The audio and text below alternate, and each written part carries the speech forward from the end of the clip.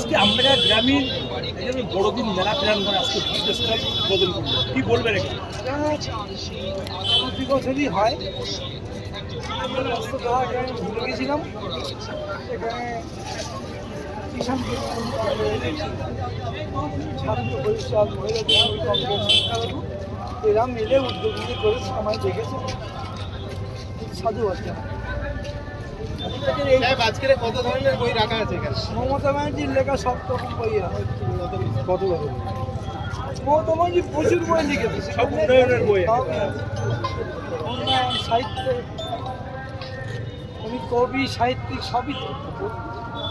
বই প্রেমীদের আনাগোনা কেমন পাবে বলে মনে করছিস? দেখা যাক বই প্রেমীরা কত বই কেনে। গতকাল মেলা শুরু হয়েছে, আজকের কেন স্টার্ট? আজকের কেন স্টার্ট?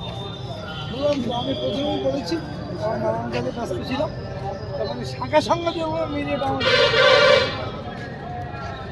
এখানে সব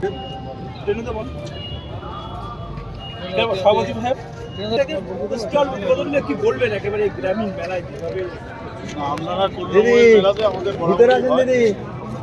তো এবারও আমাদের হওয়ার কথা ছিল, কিন্তু ওই রিপোর্টিং ঠিক মতন সরকার এটা করতে পারেনি বলে আমাদের দেরি হয়েছে। তো এটা নিয়ে তো আমরা প্রতি বছরই করি, এবারও হয়েছে। স্টল থেকে একেবারে কি ফুটে তুলতে চাইছেন? মমতা বন্দ্যোপাধ্যায় অনেকই বই আছে, নানান ধরনের বই একেবারে দেখা যাচ্ছে। মমতা ব্যানার্জির উন্নয়নের যেভাবে মমতা ব্যানার্জি বই লিখেছে সেই বইগুলো আমরা বরাবর এইখানে নিয়ে আসছি।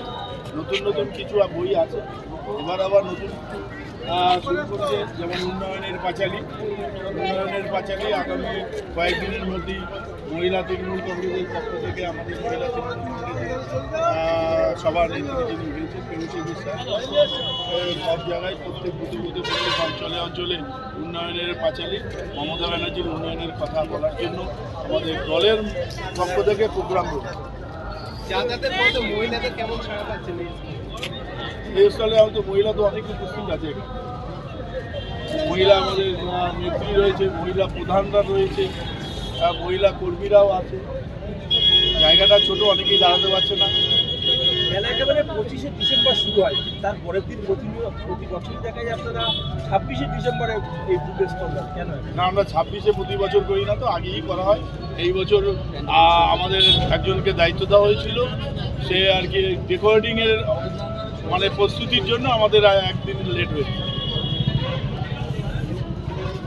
সাহেব বলবেন